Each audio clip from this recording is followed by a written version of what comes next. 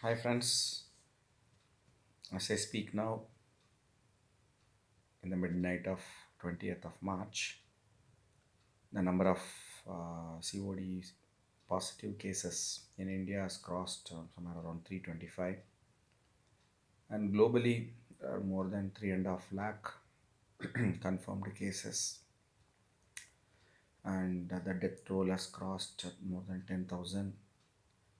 Italy has been the most affected country, not China. Its death rates has crossed China yesterday. Northern region of Italy, the most prosperous regions, Lombardy region, particularly where Milan is situated, one of the fashion capitals of the world, is a new epicenter along with Madrid in Spain. I'll come back to Indian situation a bit later.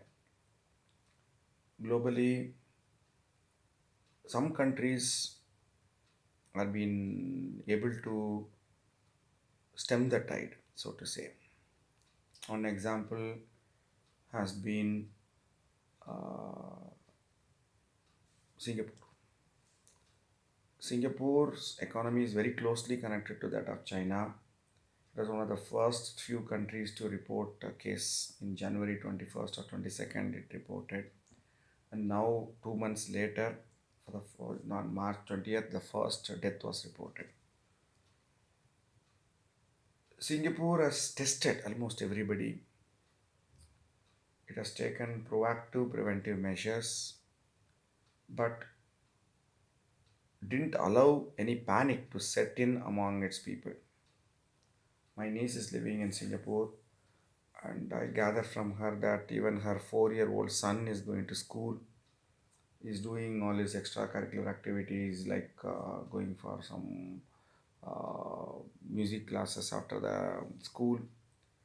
People are encouraged to use public transport system and not their own cars. The offices are not shut.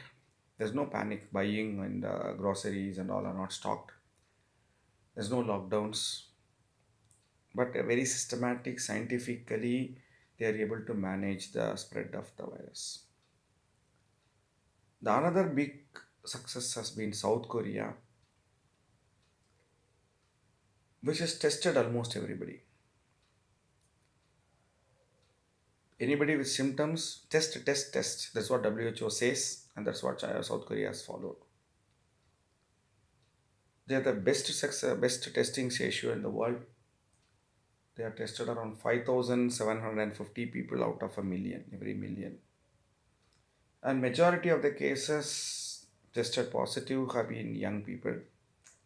But as soon as according to WHO, the vast majority of the people who die are old people above 65 years, whose immunity have been compromised due to old age, or people who are already having some complications like BP, hypertension, diabetics, heart or respiratory problems. These are the people who are more vulnerable, and they are the people who die. Whereas the youngsters, middle aged people, most of them have no symptoms or very mild symptoms like that of a flu, common flu, like fever and cough and cold for a couple of days or 3 days. And they recover without they're getting any need for hospitalization. But these people, the youngsters or the middle aged people, though they may not show any symptoms, carry the disease and pass it on to the vulnerable section who die, who develop complications, who require hospitalization, particularly in ICU. They should be put on ventilators to support their breathing because this is a disease which affects the respiratory system, particularly the lungs. Of course, this virus doesn't have any sexual preferences. It equally affects men and women, but the mortality rate for men is almost double that of women. That is because men smoke more, and therefore their lungs are not in a good shape to withstand the onslaught of this disease, of this particular virus. So South Korea is a great shining example, though their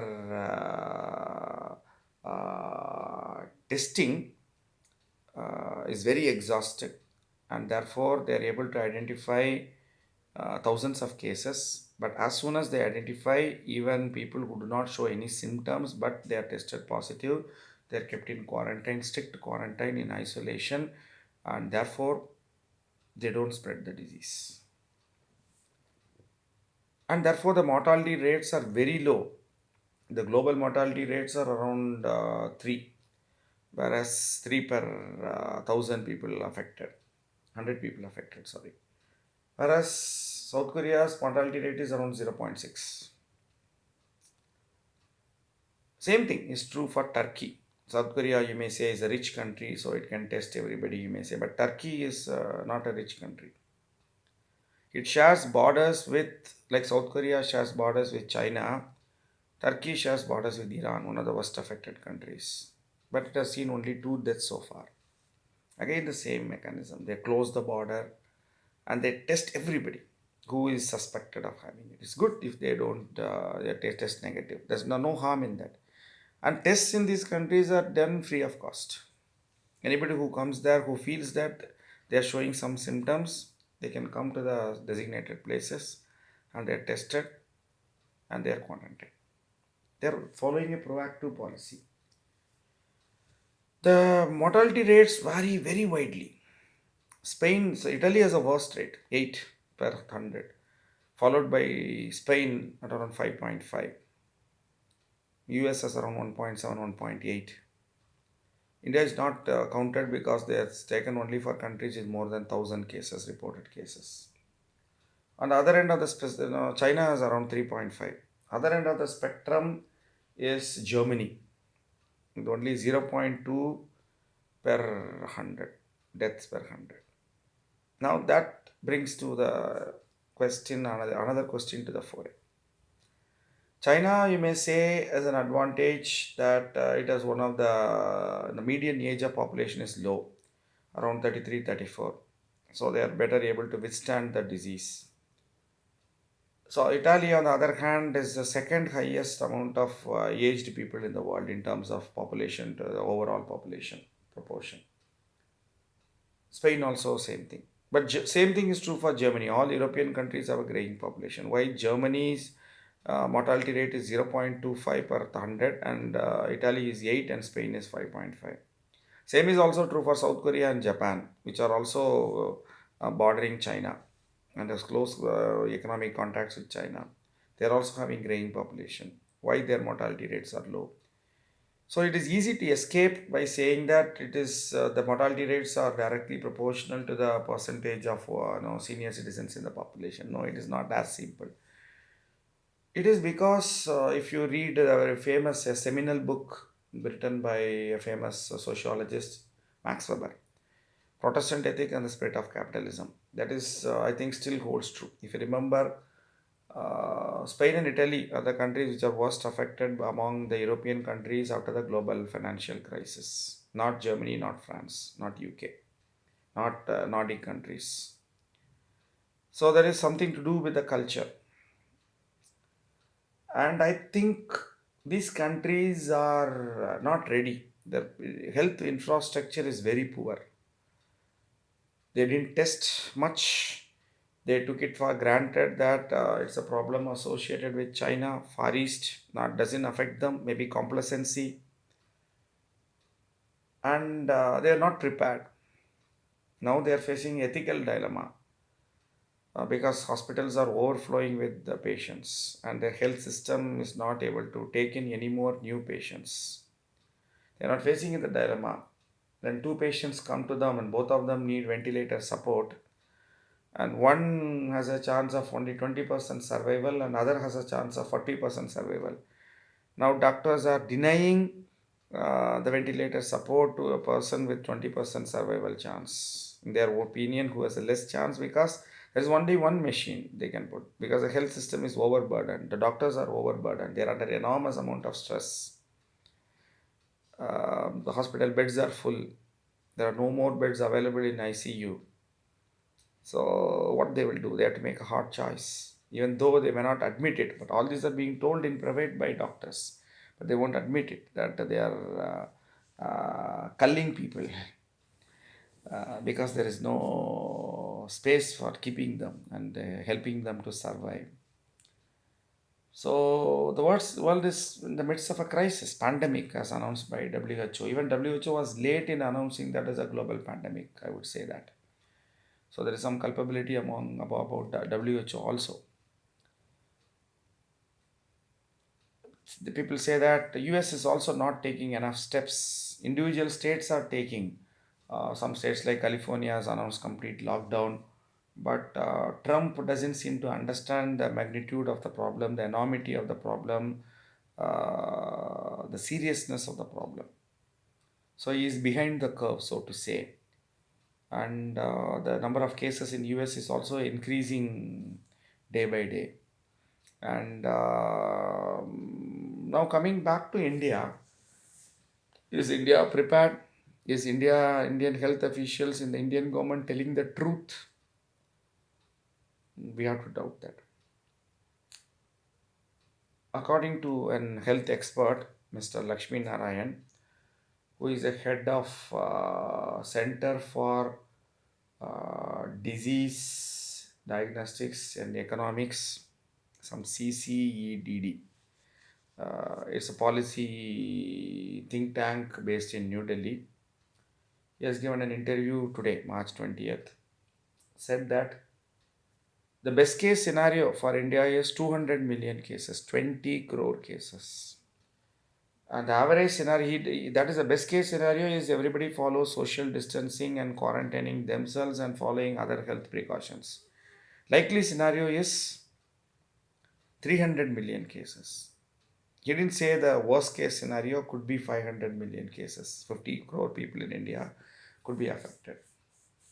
Of course, majority of the people, around 85% of the people, will not be require hospitalization. They will have mild or no symptoms only. Only around 15% may require hospitalization. Out of that, 5% may require ICU treatment, and out of that, 2 to 3% may die. But still, he says the number of people who require hospitalization could be 30-40 million people. And the number of people who may be treated, required to be treated in ICU could be 10 million people. That is 1 crore. Staggering numbers. And people who may die could be 2 to 2.5 million people. 20 to 25 lakh people may die in India. That is the best case scenario, what is he pointing out. He just says it's waiting to happen. It's not about if, it's about when. The only thing we can do it is to delay the inevitability, delay the curve getting exponentially growing, and so that we can pan it out, spread it out, so that we can treat a lot of people, so that our healthcare system doesn't get overwhelmed by the sheer enormity of the sheer numbers, like what is happening in Italy and Spain. But that is two small countries. Italy has a population of 60 million, 60 crore. India has a population of 130 crore.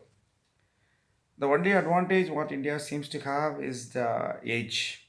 India has one of the lowest median age in the of the population, 28.4 years. As I said, this is a killer disease only for people above 65 whose immunity has been compromised or already are having problems.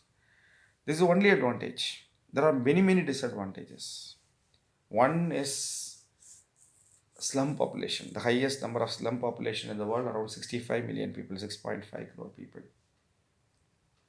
where quarantining or social distance is impossible, where thousands of people live in a very, very small area of a few square meters.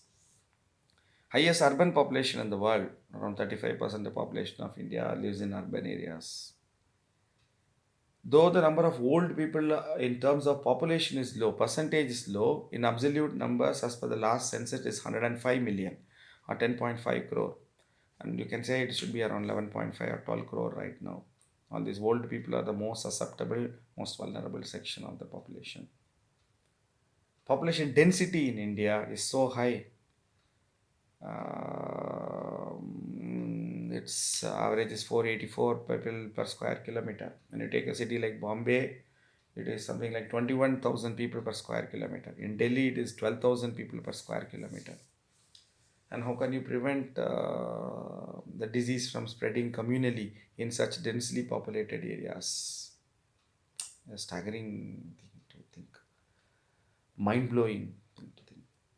I'm agnostic, but at times you have to say this, God forbid this communal transmission. The government so far says that, ICMR also says that India is in stage 2. Stage 1 is the stage when only people who have come from abroad in contact with the affected people abroad who come and test positive when they come back home. Stage 2 is when people who are closely associated with them, people who, this is first stage is known as imported people. That's what it, right now China has flattened it out. There are no new cases reported in China in the last 3 4 days. Only people who are Chinese who are coming from abroad, standard Chinese who are coming from abroad are testing or positive only. Second stage is, but of course, China has gone through all 4 stages and now come to the fifth stage, that is flattening out. Whereas India, second stage is people who are associated with their family members or they are people who have gone to workplace but in direct contact with the people who have come from abroad are getting affected or testing positive. Whereas third stage is communal transmission where we don't know from whom we are getting. Fourth stage is in epidemic. Many experts say that India is already in the third stage if the government doesn't want to admit. We'll come back to it. The problem is the number of cases so far in India is only around 325. We are doubling the number of cases once in 6 days, whereas as I said, Italy and Spain are doubling once in 2 or 3 days. Iran also. But people say that we are not true. We are not admitting many things. We are still in a denial mode. India is already in the third stage. Already 12 railways have admitted that 12 people have got coronavirus positive after traveling in railways. That itself is a first sign of communal transmission. The biggest problem is lack of testing. India has so far till March 20th morning has tested only around 12,500 people. Whereas South Korea has tested, a small country, a population of 2 crore people has tested 3 lakh people. And they're testing every single day 20,000 people. In India, so far tested for the last 1 month, 2 months, 12,500 people. We are not able to understand the seriousness of the problem. The policy right now is not to test everybody who has come from abroad. People who come from abroad and who are showing some symptoms. Only those people are tested. And some random testing, 500 people per day is just also tested by ICMR. And many people who are showing symptoms or coming to hospitals are being sent back because you are not come from abroad, so send back. We are not going to test you. Though India has the ability to test more than 10,000 people, the kids are available. There is a reluctance on the part of the government to test them. Maybe the fear that we don't want to admit it. But if you don't test, the people go to the inside the community and keep spreading. If you test them and identify them, then you can isolate them. And people who are coming from abroad also, they are not tested if they don't show symptoms and they are asked to self quarantine. That's not possible. The culture in India doesn't allow that. And people don't bother. They go outside, they go to the market, they even travel in planes, they travel in train. Yesterday, a couple who have been tested positive, who have been having that self quarantine, the mark on their wrist have been seen on a Rajdhani train going from Delhi to Bangalore, and the midway they have been identified by the fellow passengers and they are taken off. People are escaping the quarantine and they travel. The cases we are seeing. Unless and until we test, India has tested only 9 people per million, whereas South Korea has tested 5,800 people per million. We don't have testing kits. We have only 72 labs in India to test this in a country of 130 crore people. We have ordered. There are some good measures we have done. We have to admit that and we have to support that. Like banning of flights from affected countries and now complete banning of all tourists. Few states like Kerala has announced financial relief measures. Kerala has a lot of exposure to Gulf countries, but they are able to contain it. There's the first cases from in India was reported from Kerala, but they are able to control it. The government is proactive on that. Yesterday, Maharashtra has announced a lockdown of Bombay Pune belt. But by and large, we have been lethargic as usual. It is kind of business as usual approach.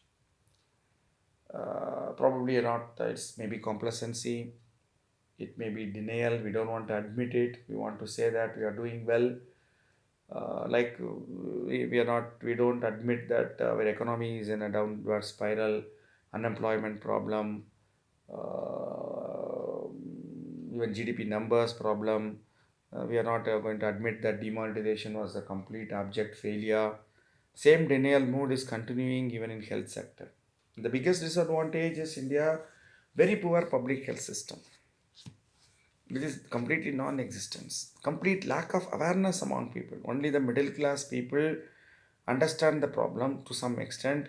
They are the people who wear masks and use sanitizers when they come back home.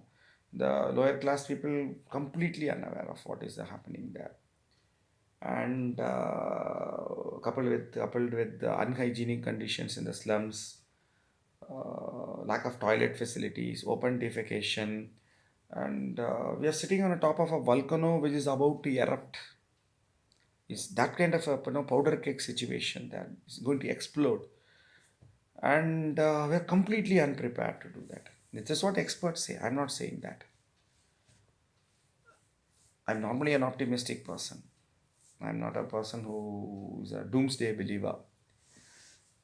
But we have to, at some point of time, we have to understand that we have to be practical. We cannot just close our eyes and say that everything is fine. We cannot bury our head in the sand like an ostrich does when it is faced with the problem. The ostrich-like approach we are following right now, the government and the health officials. Even doctors are not having proper awareness. Some doctors and health professionals in Jaipur who treated a patient has been tested positive. That's the status of awareness even among doctors. And we are doing symbolic activities. Our Prime Minister says in the nationwide address that science is not able to prevent such thing. If you think that science is drinking cow urine, yes, science has failed us, but not the real science. Science is telling us what to do, how to prevent the spread of this any virus. Science is trying to get a vaccine. A vaccine is being tested in US and Russia right now. Science has helped us to understand how this virus mutates, and our Prime Minister says that science has failed us. Maybe all the things are given in Vedic era, and drinking cow urine will solve all the problems. And symbolic things are given importance, like clapping of hand, and people believe that also. Some internet people are, educated people, software professionals are passing this. Clapping hands together will create a vibration that will kill the virus. Pareva. Oh my God. I don't know where we are living. Dark ages. At least in dark ages, people want to think ahead. These people are pulling us down like a quagmire. We are sinking, and this virus is probably the last coffin, last nail in our coffin. These people are taking us to our grave by inaction, by spreading such superstitions, such lunatic ideas, such idiotic nonsense, that this virus will die after 14 hours of shutdown. What we are doing is pathetic, little, too late. And people are warning us, health experts are warning us, but we are not taking that into account. We are not done enough. We have been given long time, more than a month time in stage 2, to increase our testing, screening, testing, quarantining. And this is not the time. Tomorrow is that so-called 14-hour Janta curfew. I didn't understand the meaning of Janta curfew. Let's not talk about that. But what we should have done is complete lockdown of all the offices, government offices, private offices, all non-essential shops, except groceries which can be opened 2 or 3 hours in the morning and 2 or 3 hours in the evening. Milk shops, drugstores should be open most of the time. Vegetable shops and fruit shops can be opened at select points of time. Complete shutdown of all the public transport system slowly over a period of 1 week, so allowing people who are stranded in different other parts of India to come back to their home. You know, trains, long distance trains, flights, metro is still running. We are allowing the virus to multiply among our population, and nothing has been, no steps have been taken. Western countries were criticized China when they announced a complete shutdown of cities like Wuhan. But now they are doing the same thing. Extraordinary situations demand extraordinary solutions. Business as usual approach will not work. It's no more normalcy. It is an abnormal situation out there. Chinese officials who are visiting Italy say that the lockdowns in Italy are not enough. Now, yesterday, they are deploying military on the roads to prevent people from coming out. Yes, coming out to the balcony and killing your time by singing songs is all fine. No problem about that. But social isolation is very important. We are allowing contaminated people to spread this in the community without testing them, without putting them in serious isolation. Though many of them do not show any symptoms right now. Slowly the virus is spreading. But the problem is not that virus, the virus in our head, which tells us to deny everything, that everything is normal. Because when you accept that there is a problem, people may start criticizing the government. And when you suddenly announce all this, people now where panic buying is happening. Middle class is buying groceries, but not the lower class. It doesn't understand anything. And they don't have money to do stockpile groceries also. How will the government ensure that all essential commodities will be supplied? Yes, we have amended Essential Commodities Act. It's a positive thing. We have said that mask and sanitizers are essential commodities now. But where are we implementing it? We have imposed a cap of on the prices. 200 ml hand sanitizer should be maximum price is 100 rupees. That's what government says. Today night I went at around 9:30 to buy sanitizer in the medical shop, and 100 ml I purchased it for 130 rupees. Mask, the maximum price the government has capped it at 8 rupees. The surgical mask with the two layer. Three layers, 10 rupees. But everybody is selling at 100 rupees. It's not available, and they whatever price they saw, some shops are selling at 200 rupees also. We are not able to implement it. If I had been the Prime Minister, I would have supplied mask free of cost to each and everybody and ensured that everybody uses it. I would have given a small pack of 50 ml sanitizers free of cost to every family once in 2 or 3 days. I should have run a massive awareness campaign. I should have done this Janta curfew 1 month back to create awareness among people. I should have scaled up the testing centers. Indian doctors do not even wear what is known as hazmat suits, which are done in the developed countries. Hazardous material suit, which is a full body protection. We are putting our health personnel at risk, but not by not providing them the proper material when they are doing testing and when they are doing the treatment of our patients. And patients are treated by the media and by the social media as criminals. Now reports are coming, interviews are coming of people who have been discharged from hospital after treatment, successful treatment. Nobody went to Italy, or nobody went to Middle East, nobody went to China, nobody went to South Korea to get disease and come here. They are not anti-national. They are nothing. They are not. They are not.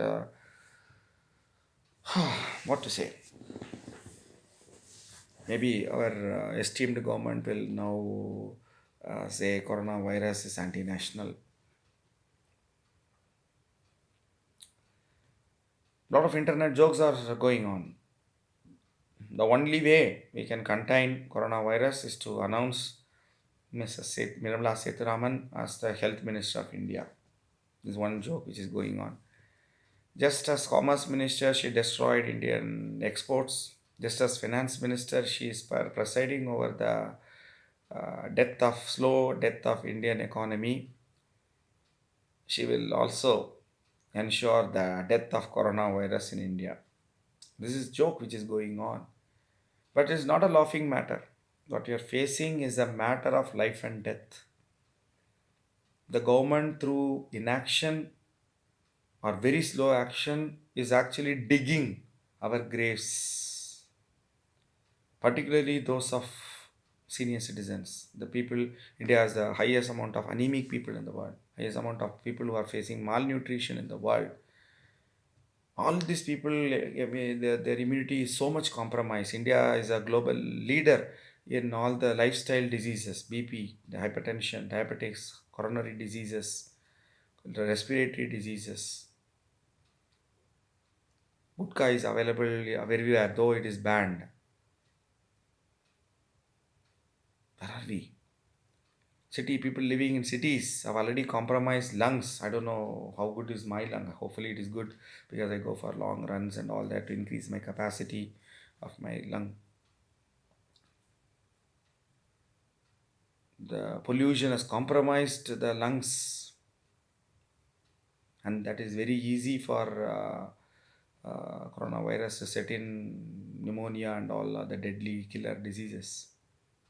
We are completely unprepared, and the worst thing is we are still in denial mode. We do not accept that there are thousands of cases in India and it is spreading in communally. And the more we delay, the bigger and bigger grave we are setting ourselves. We are putting ourselves in a huge trap which we cannot get out, in a maze. The government is bent on only symbolisms, rhetoric, jumla bazi. What to do? Nothing. At least we have to be aware. We have to help ourselves. We can't expect this imbecile, idiotic government to help us. We should at least be aware and spread this awareness to others. I hope you do so. Stay safe and ensure that others also remain safe. Coronavirus is eminently, I won't say treatable, but solvable. As I said, you don't have to feel it's a death sentence. It's quite normal. Most of the people, it's for them, it's like a normal common flu. Just eat well, sleep well, take healthy food. I expect a complete lockdown in another couple of days. Because sooner or later they had to admit